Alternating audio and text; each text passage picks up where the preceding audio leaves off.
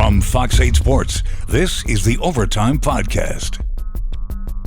From the Fox 8 studios in New Orleans, this is the Fox 8 Overtime Podcast. I am your host, Sean Fazende. Ride shotgun as he does each and every podcast is Andre Johnson Jr. Do not forget the JR at the end of the name. It's very important to remember the Junior. Before we get into today's content, be sure to like, share, rate, and review. If you are watching us on YouTube, hit that subscribe button to get the bell notification for when we drop that fire content. And we have another banger of a show today. But before we get into that, we must address what the city has been going through the last couple of days. Hurricane Francine. I was down in Lafitte, then I was back in Metairie, then I did 14-hour shift on Wednesday.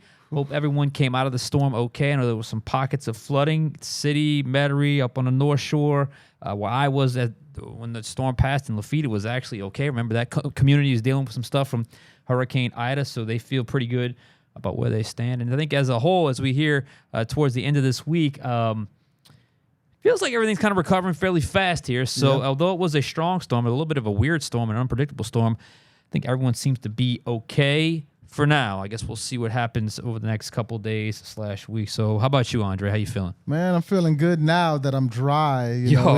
Out of my rain jacket and rain boots. I was with Juan Kincaid and Madeline Adams. We were out in St. Charles Parish in that Destrehan, Luling area. And, yeah, it was when the storm hit, it hit fast. Like, it was kind of calm for a while, and then, boom, everything got crazy. And then, we had a few experiences out there, but the people of St. Charles Parish were very nice. We got to talk to a lot of them. We spent a lot of time at one of the shelters out there. They took care of us, cooked us some spaghetti. Oh, so, nice. it was an interesting time. That was the first storm I covered. Really? At least in person. I did one as a producer from the safety and dryness of the station, but that was the first time I was out there in the trenches. 14 hours of that damp, just wet. Even if it's not raining, you just kind of feel it. Got a puddle in your rain boots. I had bought some different kind of fishing type shoes to go out there instead of the boots because of that, because the puddle kind of gets into the boots. So I was out there for a while. Jeff Hager, our photographer here in sports, he and I were together for a long time down in Lafitte. We made our way up, went to Metairie by Dorignax, had some standing water. But by the time I left there, which would have been about 2 a.m., Thursday morning, the water had started to recede, so it's obviously a good thing. So, again, hopefully everything is getting back to normal where you are at if you had to deal with Hurricane Francine. Speaking of hurricane, look, as we get ready for the Saints and Cowboys Sunday, felt like that's a good spot to go with the big picture today. Hurricane Francine and the New Orleans Saints. Right. One thing that can really potentially disrupt you game planning for your next team is when a hurricane hits your city. So, we kind of talked to Dennis Allen over the last few days, and from what you gleaned from what he said, do you feel like Hurricane Francine was more of a disruption for the Saints or, in a way, a blessing in disguise? Yeah, I'm going to make sure I word this carefully because no one ever wants to deal with the routine. Never. No one ever wants to deal with any sort of potentially life-threatening or property-threatening situation. But here in Southeast Louisiana, we know the drill. I always am a little concerned with some of the rookies or guys that aren't from this area that have to deal with something like that, maybe their psyche could be a little rattled. But, for the most part, I've been out there Thursday and I was out there on Friday. And, I talked to a couple of Taysom Hill, Tyrann Mathieu, and I even asked a question to Dennis Allen today. I said, how are you feeling about your team's preparation with a somewhat difficult week? And every single one of them said it really wasn't all that inconvenient because all they did was bump practice up a couple of hours on Wednesday and eliminated, I guess, the few post-practice meetings on Wednesday and just picked it up on Thursday and redid and actually had those meetings on Thursday before doing their Thursday practice and then kind of fell into their routine from that point on. So in terms of disruption, this was not Hurricane Ida where they had to go to Dallas for 3 weeks or 4 weeks after the preseason ended, and they had to get, it's not an easy thing to do when you have 75 guys, coaching staff, medical staff, families, and you got to relocate and try to figure out a spot where you can A, practice, and B, stay for an open-ended amount of time. This was not that situation. This was a minor, very, very minor inconvenience that I think they handled it pretty smoothly, pretty soundly, and I didn't really get the impression from anyone that they felt like they were out of rhythm or out of routine based off what they had to do. In fact, I actually think the hurricane disruption, the hurricane inconvenience, the hurricane sort of showing up in the middle of your work week can actually be somewhat of a positive for the Saints. Here's why. Not the actual property aspect of it or the potential danger aspect of it, but because one of the clearest things Dennis Allen said out of the big win against Carolina, you can tell, and he kind of reiterated it Monday, that it's something he really wanted to do because he has had trouble with this team since he's been here as head coach of getting on a run. Win 1, win 2, lose 2. Last year they won 9 games, but never had longer than a 2-game win streak.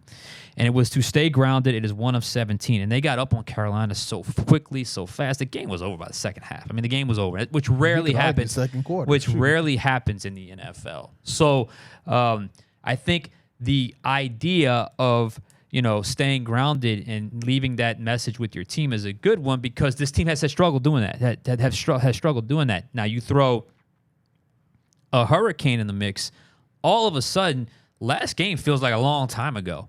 The disruption to the work week could maybe work as a positive in that now you kind of detach yourself from the previous game, and some would call it a hangover, but it's a good hangover from a win, and sort of taking that into the next week of preparation. This week, you kind of had to focus more because you had the hurricane disruption. You had to kind of tweak your routine a little bit, and you really kind of, like I said before, were able to really detach yourself from week 1 effort, which was a fantastic week 1 effort, but that effort is over. So now you're in a situation where, you had to refocus, you had to resettle because your focus had to shift to the hurricane, and obviously the best thing that can happen after a hurricane is get right back into what you do. And that's, for them, it's playing football. And I think if they play their cards right, I think that could work to a small, not a big, a small logistical advantage, especially when you consider that, the guys that I don't know how all the players and coaches did. Every single one I talked to, no real damage. They had some flooding on their streets. Now, if you have a guy whose house is flooded or a coach's house is flooded, that could be a problem, but I haven't heard that yet. So if that is indeed the case and everyone came out fine, then I think the overall minor inconvenience is easy to overcome, and I think, as I said, can possibly turn into a positive. Because here is the bottom line, you know this, and we're going to talk about it on Sunday, the Fox 8 tailgate show, Fox 8 Live tailgate. No one's going to care. In other words, if you go out there and play like crap, no one's going to care. Like, they're not going to run back to the hurricane excuse. It's not going to be valid. I mean, even if they had a legitimate sort of crazy disruption, crazy flow, they're not going to care. And obviously it's their job. It's their objective to win games, and they've got to play well against a very formidable opponent, against Dallas. And they had a little bit of an inconvenient week, but they got to overcome it, because if the situation was reversed, the Saints aren't showing no sympathy to Dallas. Right. And Dallas is certainly not going to show any sympathy to the Saints. So the job is still the job. The objective is still the objective. And if there's a win, fantastic. But if there's a loss, there's going to be legitimate criticism that the team, I don't think, is going to be able to actively or accurately use the hurricane as a reason for that. So I think all in all, they're in a good spot despite a little bit of disruption. Yeah, when the hurricane hit, from a Saints perspective, the only people I thought about for real, and you touched on it, were the rookies and young players, maybe the guys who hadn't experienced a hurricane before, the Fuagas, the Kool-Aids, the Spencer Rattlers, not a rookie, but even a Brian Brzee, who I don't believe we got a hurricane last year, or at least not a big one. So maybe it was Brian Brzee's first hurricane. Jake Hayner. Heck, I don't know if Derek Carr has ever sat through a hurricane before. This is only his second year in New Orleans. So maybe it was a little different for the guys who had never experienced that, but you've got veterans in the locker room who have been in New Orleans for a very long time. Cameron Jordan's been here over a decade. Honey Badger, Tyrann Mathieu, he grew up in this area, so he knows a lot about hurricanes. So I'm pretty sure there were a lot of people in that locker room who were kind of like, okay, look, hurricane strikes, this is what you do. You got to come over to all of that. So I think logistically at home, they figured everything out. Logistically, from a work standpoint, like you said, not much was interrupted. So yeah, I don't think the Saints really go into Dallas too focused on the hurricane, because just like many of us are trying to do, we've put it behind us. Fortunately, it was a Category 2 hurricane, but it wasn't one that ripped through the city as some hurricanes in the past have. So now they put that behind them, and they go into Dallas, and we kind of get back onto what we were talking about on Monday, how big this win can be for the Saints moving forward and really for the narrative around not just certain players on this team, but this team as a whole, because overall, nationally, you don't hear a lot of people talking about the Saints. Even after a big win. Yeah, the most impressive win of week 1. And not many people are talking about the Saints because most people just say, well, it was Carolina, worst team in the league last year, and somehow they managed to get even worse coming into this year. But if you beat America's team, the Dallas Cowboys, Dak Prescott, then some eyes are going to open. And, a lot more people might start talking about those guys in black and gold. Yeah, and obviously that comes with territory as well. If they lose, it'll be because of one team was better, one team out-executed, one team did what they had to do to win that game, and hopefully that team is the New Orleans Saints. You said something interesting there because, who knows if you just line up all the guys who have or have not been through, a hurricane. Derek Carr's a West Coast guy. I'm sure he's dealt with earthquakes before. Who knows how many people have actually dealt with it, and perhaps that is an issue as it was getting closer and closer and closer, not just for the players, but for their families as well. I mean, you got young kids. They don't know what's going on. They move into a new city. What is this? What's going on? I could certainly see that because I'm from here. My kids were nervous. I mean, they've only gone through a couple of hurricanes at 12 and 7, so they were a little nervous about the situation. But once everything passes and once everything – you kind of survey the damage, and like I said, for the majority of these guys, and hopefully for all of them, it's minimal to none to zero damage. Hopefully that can kind of calm some fears and just kind of restart the engines and get going. And not more importantly, but as I said before, kind of distance yourself from the previous week, which is always going to be a concern with Dennis Allen, just because that dealing with minor success has been a little bit of an issue when it comes to Dennis Allen and the Saints, and hopefully they would overcome that. But I'll say this, if they are able to pull this one off, they're going to turn some heads. This was the part of the schedule after the first game. I remember you even said 1-5 after the first 6. If you can somehow flip it and get a 2-0 start, you might have to recalibrate everything with this team right now. Yeah, a lot of people, I think the most popular record projection for the Saints has kind of been in that 7-10 area, and many people who think the Saints would have a losing record is because of this first month and a half. I don't think many people fear the second half of the schedule. You've got a lot of teams that you would think the Saints would be able to beat, but it's this first month and a half with Dallas, Philly, Atlanta, Kansas City, and Tampa where a lot of people are saying, okay, the Saints may struggle. If you go out there and you beat a Dallas, then things get very interesting, because I know we want to talk about, last game, we want to talk about the offense because the offense played so well, but when it comes to Dallas, I think it'll come down to those defenses. Dak Prescott, in my opinion, has been a bit overrated throughout his career. Me too, yeah. The running backs, Zeke, it's not 2016 anymore. Exactly. Zeke isn't giving you the production on the ground that maybe he did back then. Got some legit receivers. CeeDee Lamb, proven to be one of the best in the league. Brandon Cooks, as a number 2, can still give you headaches if you're a defensive coordinator. So I'm interested to see how the Saints handle that. It'll be a good test for the secondary dealing with those receivers. It'll be a good test for the pass rush. That Dallas offensive line isn't what it used to be. So if those things can come together and they can get a win against Dallas in week 2, I think it'll impress a lot of people and shut up the people who are just saying, "Hey, it was only Carolina." Yeah, but here's the thing: it's not going to happen like last week. They're not going to jump out on. I mean, they could jump out on, but it's not going to be over by the second quarter or second half like it was last week or third quarter. That's not going to happen. It's going to be a much more competitive game throughout the game, I would think.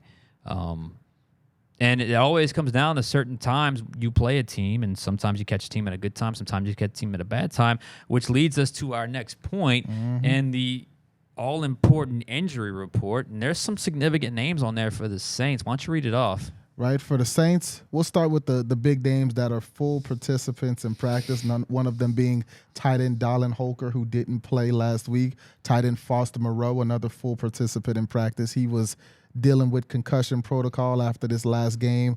Wide receiver A.T. Perry with that hand injury, he's back as a full participant in practice. Nick Saldivari, Rashid Shaheed, Jamal Williams, all full participants. You expect to see them go on Sunday. Now, for the guys who were questionable, that would be Brian Brzee, Isaiah Foskey, the number 1 and number 2 picks from last year's draft, Marshawn Lattimore, the cornerback. Marshawn was a little banged up last game, and offensive lineman, left tackle, Taliese Fauga, the number 1 pick from this year. And for the guys who are out, that would be linebacker DeMarco Jackson and defensive tackle Kalen Saunders. But the name that really jumps out, I guess there's two of them, one of them being Marshawn Lattimore, but that's kind of been a theme recently for him. But the other name that jumps out is your starting left tackle, the rookie Taliese Fauga. Yeah, especially when you talk about, he's coming off a fantastic, I can't reiterate that enough, a fantastic pro debut. I mean, he was awesome. Awesome against the Carolina Panthers. So that is certainly something, because he practiced Wednesday and then did not practice on Thursday and Friday with back tightness. And as someone that has dealt with a little bit of back issues recently, that is no fun. So if he's dealing with a back situation, it really is just a matter of, can it unlock enough or loosen up enough for him to be ready on Sunday. That's why he's officially listed as questionable. DA was fairly open about it. He said, he even said, I wasn't sure. Did he deal with this in college? Because he wasn't totally sure. It seems like it's something that I guess is fairly new, but he said they're not worried about him as a guy that's going to be ready and capable to go if he can go on Sunday, if he wakes up Sunday morning and he's ready to go. So this is very important. Marshawn Lattimore, I don't know about you, but I really wasn't expecting him to go. Yeah. So to me, him being questionable is actually better news than I was expecting. But he didn't practice all week, but he's one of those guys, if he's ready to go, play man-to-man, he can go. But I don't know where he's at. So I guess that's a little bit encouraging that he's questionable, because I thought for sure he'd be out this week. But we'll see. It's still very, very good shot he could be out as well. But back to Fuaga. This is huge if he can't go. I mean, this is huge if Fuaga can't go. That's an issue, because look, like I said before, he was fantastic. He dominated. I know it was Carolina, but the Carolina defense really wasn't the major hole. It was their offense that was majorly concerning, with the talk of obviously Bryce Young, because he dominated in the run game, absolutely dominated in the run game, in a game where the Saints clearly established the run, and it was the reason they were able to do everything else in the game, is because they dominated the run game, they dominated the line of scrimmage. Go to my X or Twitter profile. I got a screenshot of one of the runs Alvin Kamara had. I mean, the opening in the middle of the field, you could drive a Buick through. I mean, it was that big, and that's how well the offensive line was certainly playing. And I think when you look at this matchup, Dallas, I watched their game against Cleveland. That defensive front is really built to attack and get up the field. And I honestly think the Saints will have some opportunities in the run game against Dallas. So if you don't have Fuaga, one of your best offensive linemen available, that can obviously have an impact on A, the run game, but B, how you call the game. Who do you give help to? How do you do from a personnel standpoint, a formation standpoint? Who do you turn to if Fuaga can't go? Is it Landon Young? Been a serviceable backup type, utility type player. You jumped in the game last week at left guard. Okay. Can you go a whole game with Landon Young? Maybe. But if you're going with Landon Young, who are you giving help to? Yeah. Him or Penning? Is it Aliudo, who had, in my opinion, a less than impressive preseason, but he's got some experience? Do you turn to him? That's certainly a possibility as well. But again, your same problem. Can you trust him on an island? Because that's a legitimate pass rush. And if you can't establish the run, then you got to rely a little bit more on a traditional pass game or drop back pass game, which is obviously something would leave you vulnerable with out your left tackle, and that could be certainly a situation. So I think the Taliese Fauga one is a very big storyline to watch. Hopefully he is ready to go, and if he can't go, whoever steps up in his place better be ready to have one of the games of their life, because they're going to go up against some very, very, very active front. And like I said before, so much of what they did last week was off of the run game.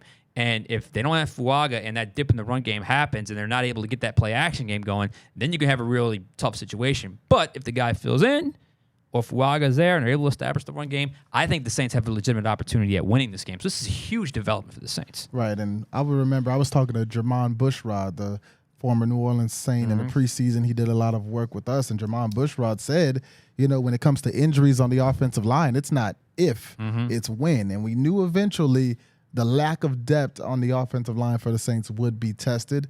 I don't know if we thought it would happen in week 2, but that's kind of the position you're in if Taliese Fauga can't go. Like you mentioned, you've got Ali Udo there. You've got Landon Young as an option. We got a question emailed into us because our app is acting yeah, wonky it is. right Sorry now. about that. Yeah, we got so every now and then people email questions into us, and when the injury report came out, Tony from Metairie emailed in.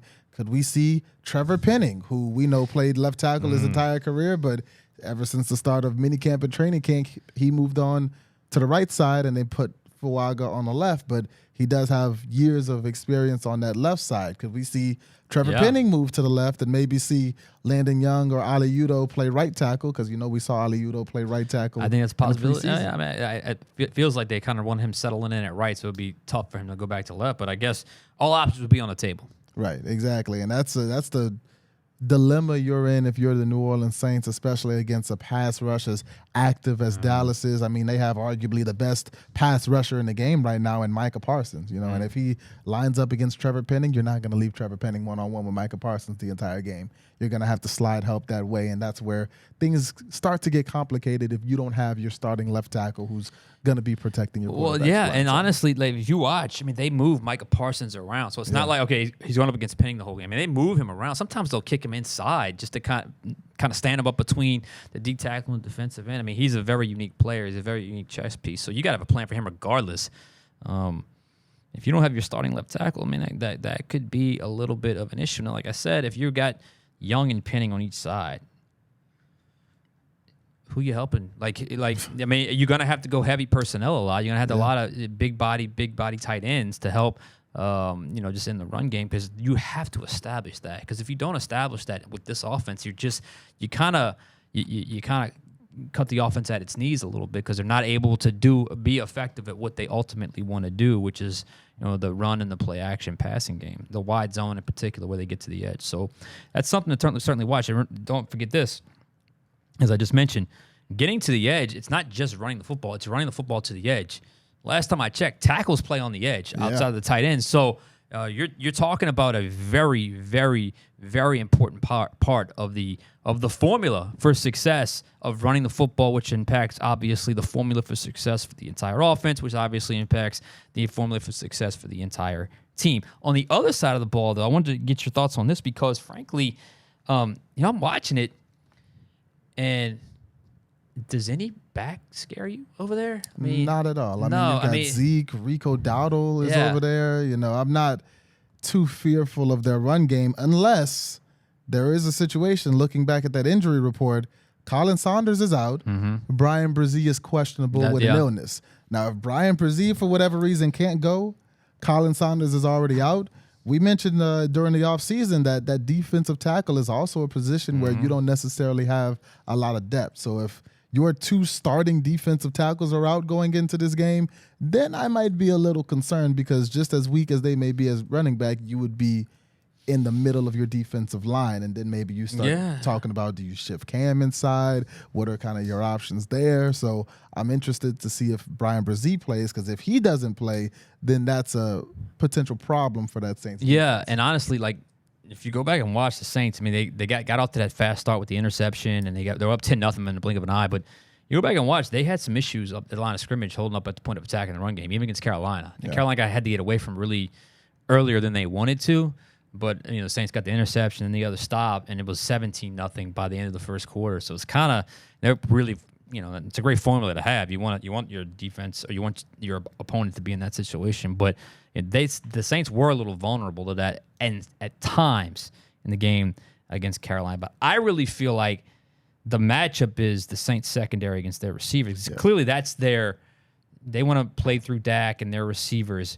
And I think their receivers are really good. Like you said, Brandon Cooks is a phenomenal number 2 receiver. Yes.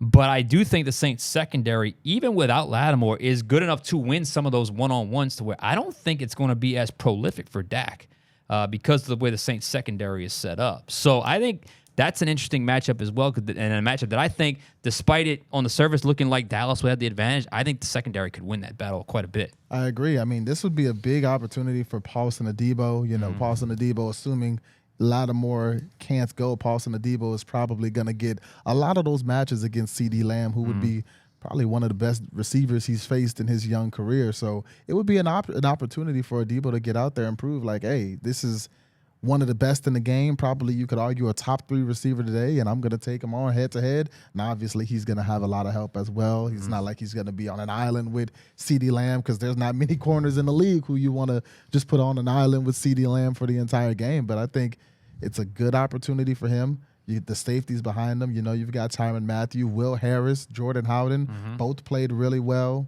early in this season in that first game. So I think it'll be interesting to see. Yeah, a couple other things. Dallas hasn't lost at home in a really long time. Yeah. I think Madeline said like 1 home loss in the last 2 or 3 years. That's interesting, because I think Dallas as a home team, maybe that's why they're favored by so much. It's at the time of this podcast, they were at 6-point favorite. That's a lot. Yeah. That's a lot in the NFL. And it clearly goes to show you that the Saints aren't necessarily getting the respect they get out in Las Vegas. So we'll see.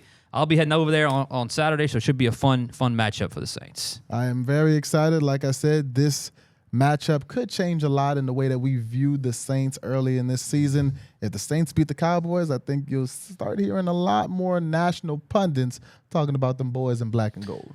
Oh, yeah, Sean, and you mentioned Fox 8 Live Tailgate. It is every Sunday morning at 10 a.m. before the Saints game. You'll be out in Dallas for this one with Deuce McAllister, Saints Hall of Famer, and NOLA.com's Jeff Duncan. And one thing we like to do in Fox 8 Live Tailgate, we like to show pictures of the fans. So one thing we want you guys out there to do, go to our website or go to our Fox 8 app and go to submit your pictures, whether you were at the Saints game week 1 in the Dome, whether you were tailgating in the parking lot or wherever you get your tailgate. If you were having a party from home, it doesn't matter. Go to that submit your pics section on our app, on our website, and submit your pictures, and you may see them Sunday morning on Fox 8 Live Tailgate. And one more thing you touched on earlier, Sean, is the betting odds. The Saints right now, at the time of this taping on Friday, 6.5-point underdogs in Dallas against the Cowboys. And if you wanted to take the money line, which is just the Saints winning the game, that would be plus 230. We'll see what happens. It should be a fun weekend up ahead. That is Andre Johnson Jr. I am Sean Fazende. We'll catch you guys next time on Overtime.